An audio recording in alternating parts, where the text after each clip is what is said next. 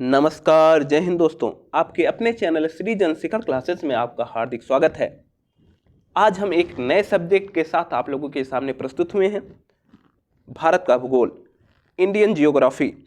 Indian geography में पहले हम भारत का सामान्य परिचय देखेंगे, भारत की स्थिति देखेंगे कि भारत विश्व में किस गोलार्ध में स्थित है, भारत का अक्षांशीय विस्तार देखेंगे, देशांतरी विस्तार देखेंगे, ठीक है, भारत से लगे हुए पड़ोसी देश देखेंगे, ठीक है, तथा वह भारत के जो अलग अलग देश हैं वह कितने कितने राज्यों से सीमा बनाते हैं उसके बारे में चर्चा करेंगे।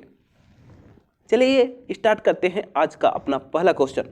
पहला ही क्वेश्चन है कि वह राज्य जिसकी सीमा भूटान से नहीं मिलती है, वह कौन सा राज्य है जिसकी सीमा भूटान से नहीं लगती है? तो आप बताएंगे मेघालय। आपसे पूछा जाएगा कि भूटान से भारत की कितने राज्यों की सीमा लगती है, तो आप बताएंगे भूटान से 4 राज्यों की सीमा लगती है। वह कौन कौन से हैं? तो आप कहेंगे सिक्किम, पश्चिम बंगाल, असम और हमारा अरुणाचल प्रदेश। 4 राज्य ऐसे हैं जो भूटान देश से सीमा साझा करते हैं, सिक्किम, पश्चिम बंगाल, असम और अरुणाचल प्रदेश। चलिए अगला क्वेश्चन देखते हैं।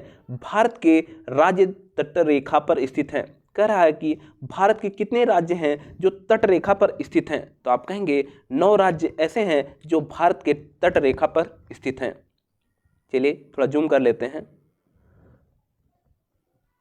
अगला क्वेश्चन है, कर्क रेखा होकर गुजरती है। तो आप बताएंगे, ऑप्शन में था कि 4 ऑप्शन थे, तो उसमें से किसी न किसी ऑप्शन में एक ऐसा राज्य भी था जो कर्क रेखा से होकर नहीं गुजरता था। उसी हिसाब से हमें छांटना था कि वह कौन से राज्य हैं जो कर्क रेखा से होकर गुजरते हैं।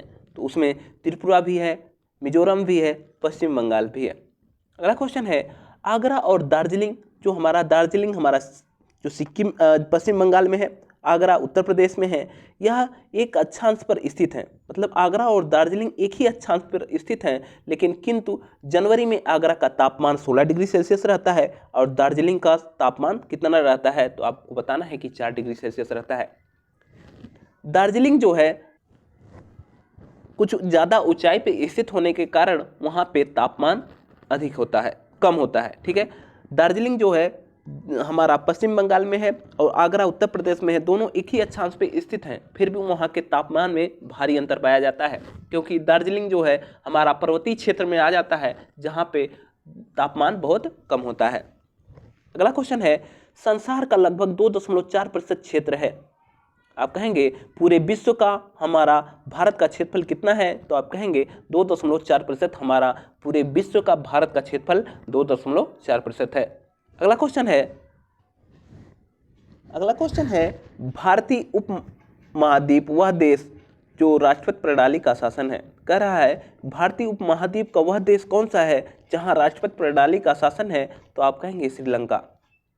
अगला क्वेश्चन है, भारत में कन्याकुमारी अवस्थित है। आपसे यह भी क्वेश्चन पूछ सकता है, भारत के मुख्य भाग का दक्षिणतम बिंदु कौन है? तो आप कहेंगे कन्याकुमारी।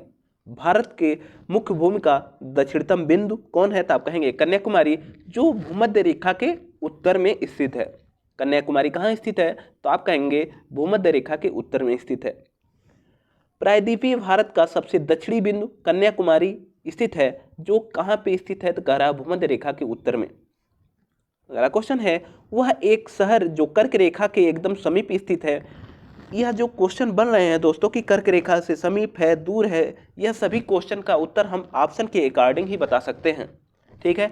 इसमें हम डायरेक्टली उत्तर बताना थोड़ा कठिन हो रहा है। आपको यही याद रखना है कि हम जब भी कर्क रेखा से संबंधित राज्य नज़दीक और दूर का पता लगाएंगे तो हम ऑप्शन के अकॉर्डिंग ही चलेंगे, ठीक है। इसमें ऑप्शन के अकॉर्डिंग हमारा कोलकाता था जो कर्क रेखा के एकदम समीप था। इसी प्रकार अगला भी क्वेश्चन है, भारत का वह नगर जो कर्क रेखा के सबसे नज़दीक है, तो इसको भी हमें ऑप्शन के अकॉर्डिंग बताना था, इसको भी छोड़ के चलिए। इससे अगला भी क्वेश्चन हमें छोड़ना पड़ेगा, इसके अगला वाला क्वेश्चन ठीक है। वह भारतीय राज्य जो कर्क रेखा के उत्तर में स्थित है। कर्क रेखा कितने राज्य से होकर गुजरती है? तो आप कहेंगे 8 राज्यों। कौन कौन राज्य है? तो आप बताएंगे कि गुजरात, राजस्थान, देखिए क्रम से याद रखना है, गुजरात, राजस्थान, मध्य प्रदेश, ठीक है, गुजरात, राजस्थान, मध्य प्रदेश, छत्तीसगढ़, पश्चिम बंगाल, त्रिपुरा, मिजोरम। ठीक है, फिर से देखते हैं। आप लोगों को क्रम से ही याद रखना है कि कर्क रेखा से 8 राज्य का आपको अगर मैप याद रहेगा, आपके दिमाग में मैप रहेगा, तो आप सीधे क्रम से बता सकते हैं कि कर्क रेखा पर स्थित भारत के राज्य देखिए कौन कौन राज्य है। फिर देखते हैं, गुजरात, राजस्थान, मध्य प्रदेश, हमारा फिर छत्तीसगढ़, ठीक है, फिर झारखंड, ठीक, पश्चिम बंगाल, त्रिपुरा, मिजोरम। ये 8 राज्य हैं जो हमारे कर्क रेखा पर स्थित हैं। ठीक है, चलिए अगला क्वेश्चन देखते हैं। वह भारतीय प्रदेश जो कर्क रेखा से होकर गुजरते हैं तो कितने हैं, तो आप कहेंगे 8। ठीक है, अगला क्वेश्चन है 80 डिग्री पूर्वी देशांतर और कर्क रेखा का मिलन बिंदु है। आप कहेंगे 80 डिग्री पूर्वी देशांतर और कर्क रेखा का मिलन बिंदु हमारा मध्य प्रदेश में होता है। 10 डिग्री चैनल पृथक करता है, तो आप कहेंगे तो 10 डिग्री चैनल है वह हमारा अंडमान और निकोबार को अलग करता है। भारत की प्रमाणिक मध्याह्न रेखा है, तो आप कहेंगे 82.5 डिग्री पूर्वी हमारी जो देशांतर रेखा है वह प्रमाणिक मध्याह्न रेखा है। प्रमाणिक मध्याह्न रेखा हमारे भारत में 82.5 डिग्री पूर्वी देशांतर से होकर गुजरती है। अगला क्वेश्चन है दोस्तों, वह भारत मानक समय यामोत्तर पर मध्याह्न है तो 120 डिग्री पूर्वी देशांतर पर स्थानीय समय क्या होगा। ठीक है, तो आप कहेंगे कि 14:30। ठीक है, आप जानते हैं कि 1 डिग्री बराबर 4 मिनट होता है, इसी हिसाब से हम निकालेंगे तो हमारा आएगा कि 2:30। अगला क्वेश्चन है, भारतीय मानक समय यामोत्तर से सबसे नज़दीक स्थित है। ठीक है, तो आप कहेंगे भारतीय मानक समय यामोत्तर से सबसे नज़दीक स्थित शहर हमारा कौन सा है, तो आप कहेंगे मिर्ज़ापुर। कौन, मिर्ज़ापुर। भारतीय मानक समय IST लिया गया है, तो आप कहेंगे जो हमारा प्रयागराज नैनी वर्तमान में मिर्ज़ापुर हो गया है। ठीक है, अगला क्वेश्चन है, मालदीव के साथ भारत का समुद्री सीमा बनाता है। कह रहा है कि भारत के साथ मालदीव का कौन सा डिग्री पे, किस डिग्री पे समुद्री सीमा बनाता है, तो आप कहेंगे भारत और मालदीव के बीच में 8 डिग्री चैनल बनता है। अगला क्वेश्चन है, 9 डिग्री चैनल अवस्थित है, तो आप कहेंगे कि लक्षद्वीप और मिनकॉय द्वीप के बीच में हमारा 9 डिग्री चैनल स्थित है। तो 10 डिग्री चैनल किस पे था, तो आप कहेंगे अंडमान निकोबार के बीच में। अगला क्वेश्चन है, यदि अरुणाचल प्रदेश में तीरथ में सूर्योदय 5 बजे प्रातः होता है तो इस प्रकार गुजरात के कांडला में सूर्योदय का समय क्या होगा। आप बताएंगे कि अरुणाचल प्रदेश में अगर सूर्योदय 5 बजे होता है तो हमारे कांडला गुजरात में सूर्योदय का समय लगभग 2 घंटे आगे का होगा। ठीक है, लगभग 2 घंटे आगे का होता है, तो आप कहेंगे वहाँ पे लगभग 7 बजेंगे। अगला क्वेश्चन है दोस्तों, भारत का वह राज्य जहाँ सूरज सबसे पहले दिखाई देता है, तो आप कहेंगे अरुणाचल प्रदेश। अरुणाचल प्रदेश एक ऐसा राज्य है जहाँ पे सूर्य सबसे पहले दिखाई देता है। आपसे पूछते हैं कि उगते सूरज का देश किसे कहते हैं।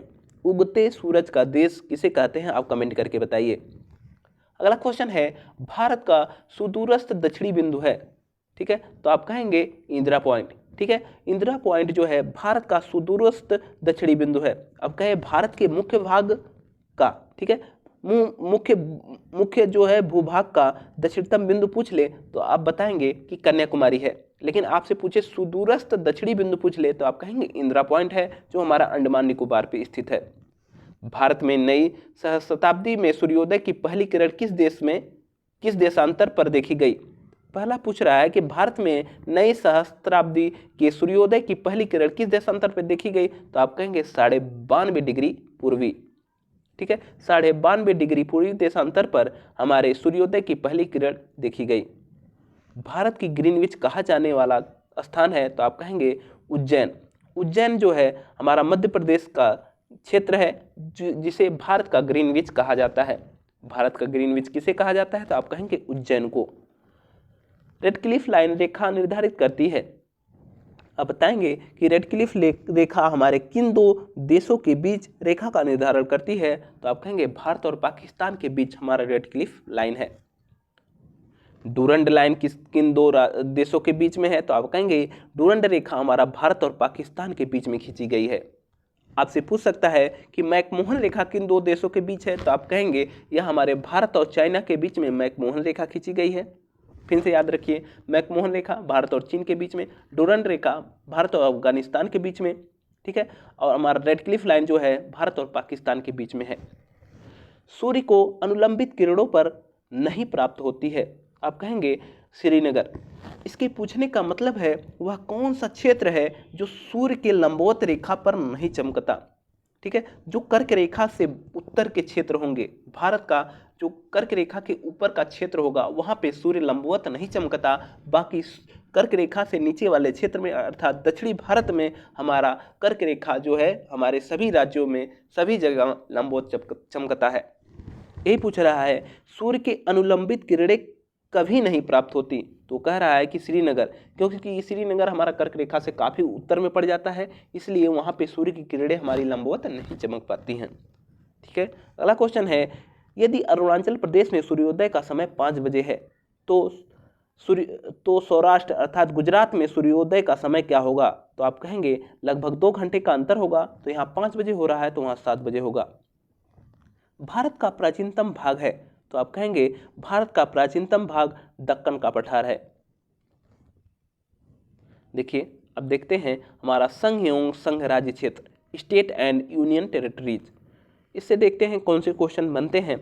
भारत का वह राज्य जिसकी तट रेखा सबसे लंबी है, तो आप कहेंगे भारत का वह राज्य जो सबसे ज़्यादा तट रेखा बनाती है, तो आप कहेंगे गुजरात। गुजरात एक ऐसा राज्य है जिसकी तट रेखा सबसे लंबी है। सिलवासा राजधानी है, तो आप कहेंगे दादर एवं नगर हवेली की राजधानी सिलवासा है। भारत का सबसे बड़ा संघ राज्य क्षेत्र जनसंख्या के हिसाब से कौन है, तो आप कहेंगे भारत का सबसे बड़ा संघ राज्य क्षेत्र जो जनसंख्या के हिसाब से है, तो आप कहेंगे दिल्ली। दिल्ली एक ऐसा यूटी है जहां पे जनसंख्या सर्वाधिक है। सारनाथ स्थित है, तो आप कहेंगे सारनाथ हमारा उत्तर प्रदेश में स्थित है। भारत के केंद्र शासित प्रदेशों में क्षेत्रफल में सबसे बड़ा है, तो आप कहेंगे कि लद्दाख जो है केंद्र शासित प्रदेशों में सबसे बड़ा क्षेत्रफल रखने वाला राज्य है, यूटी है। उत्तर पूर्व के 7 बहनों के परिवार की 8वीं बहन सम्मिलित हुई है, वह कौन है, तो आप कहेंगे सिक्किम, ठीक है। 7 सिस्टर हमारे नॉर्थ ईस्ट जो हैं हमारे पूर्वी भारत में स्थित हैं, उत्तरी पूर्वी भारत के जो 7 सिस्टर्स हैं उसमें किसी और शामिल किया गया है, तो आप जानते हैं सिक्किम हमारा बाद में 1975 में हमारा राज्य घोषित हुआ था। इस प्रकार 8वां बहन के रूप में हमारा सिक्किम राज्य ही होगा। 7 सिस्टर में 8वां सिस्टर हमारी सिक्किम ही शामिल होगी। वह राज्य जो 3 तरफ से बांग्लादेश से घिरा हुआ है, तो आप कहेंगे त्रिपुरा। त्रिपुरा जो है 3 तरफ से बांग्लादेश से घिरा हुआ है। भारत का वह सबसे छोटा क्षेत्रफल की दृष्टि से यूटी कौन है, तो आप कहेंगे वह केंद्र शासित प्रदेश जो क्षेत्रफल के दृष्टि से सबसे छोटा है, तो आप कहेंगे लक्षद्वीप। वह नगर, वह शहर जो भारत के किसी राज्य की राजधानी नहीं है, तो आप बताएंगे ये ऑप्शन के अकॉर्डिंग था, तो गुवाहाटी जो है वह किसी भी राज्य की राजधानी नहीं है, ठीक है। चलिए सीमावर्ती देश देखते हैं, तो मैकमोहन रेखा किन 2 देशों के बीच में है, तो आप कहेंगे भारत और चीन के बीच में। भारत के वे राज्य व यूटी जो पाकिस्तान से सीमा बनाते हैं, तो आप कहेंगे पाकिस्तान से सीमा बनाने वाले राज्य और यूटी कौन है, तो आप कहेंगे कि वह होंगे हमारे पंजाब, जम्मू कश्मीर और राजस्थान तथा गुजरात। ये हमारे पाकिस्तान से सीमा बनाने वाले राज्य हैं। भारत का वह राज्य जिसके 3 तरफ अंतर्राष्ट्रीय सीमा है, तो आप कहेंगे त्रिपुरा एक ऐसा राज्य है जो बांग्लादेश से तीनों तरफ से घिरा हुआ है। वह राज्य जिसकी सीमा बांग्लादेश और म्यांमार से लगी हुई है, वह कौन सा राज्य है, तो आप कहेंगे बांग्लादेश और म्यांमार से लगाने वाली सीमा जो है वह मिजोरम की है। मिजोरम एक ऐसा राज्य है जिसकी सीमा हमारा म्यांमार से भी लगता है और हमारा बांग्लादेश से भी लगता है। म्यांमार सीमा के सहारे भारतीय राज्यों का उत्तर से दक्षिण सही क्रम है। कह रहा है जो हमारे म्यांमार से हमारे भारत के राज्य जो सीमा लगाते हैं उसका भारत के मैप में उत्तर से दक्षिण क्रम क्या है, तो आप कहेंगे सबसे ऊपर हमारे अरुणाचल प्रदेश है, फिर नागालैंड है, फिर मणिपुर है, फिर मिजोरम है। फिर से याद रखना है कि अरुणाचल प्रदेश सबसे ऊपर है, फिर नागालैंड है, फिर मणिपुर है, फिर मिजोरम है, ठीक है। ब्लू फ्लैग प्रमाणन किसको प्राप्त है, तो आप कहेंगे घोघला बीच जो है वह द्वीप में है, उसको ब्लू फ्लैग प्रमाणन प्राप्त है। अगला क्वेश्चन है जो कासरगोड जो कर्नाटक का है वहाँ उसे भी ब्लू फ्लैग प्रमाणन प्राप्त है। कप्पड़ जो है केरल का है, रूसिकोंडा हमारा जो है यह आंध्र प्रदेश का है। सबको ब्लू फ्लैग प्रमाणन प्राप्त तटरेखा है। ठीक है, आपसे पूछा जाएगा, मिलान करने के लिए दे जाएगा या पूछा जाएगा कि कौन सा ऐसा क्षेत्र है जिसे ब्लू फ्लैग प्रमाणन नहीं प्राप्त है। तो आपसे पूछा जाएगा घोघला बीच, कासरगोड और कप्पड़, एक अलग कोई ऑप्शन दे दिया जाएगा। ठीक है, आपको याद रखना है घोघला बीच हमारा द्वीप में है, कासरगोड हमारा कर्नाटक में है, कप्पड़ जो है केरल में है, रसिकोंडा हमारा आंध्र प्रदेश में है। इन सभी को ब्लू फ्लैग प्रमाणन प्राप्त है। अगला क्वेश्चन है भारत के प्रादेशिक जल का विस्तार कितना है। तो आप कहेंगे कि तटरेखा से 12 समुद्री मील 12 नॉटिकल मील तक भारत का प्रादेशिक जल क्षेत्र का विस्तार है। अगला क्वेश्चन है भारत का वह राज्य जिससे कर्क रेखा नहीं गुजरती।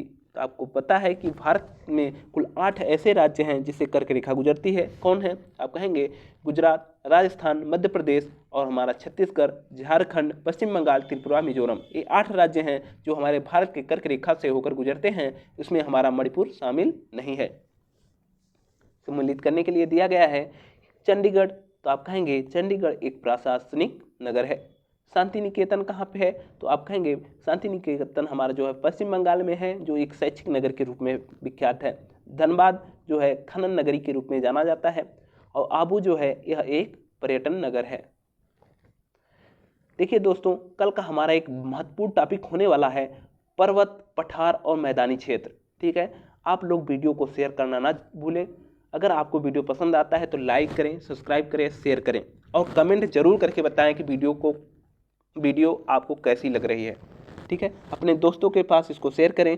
जो कोई भी कंपटीशन की तैयारी कर रहा है उसके लिए यह वीडियो बेहद ही महत्वपूर्ण होने वाली है। चलिए, बहुत बहुत धन्यवाद।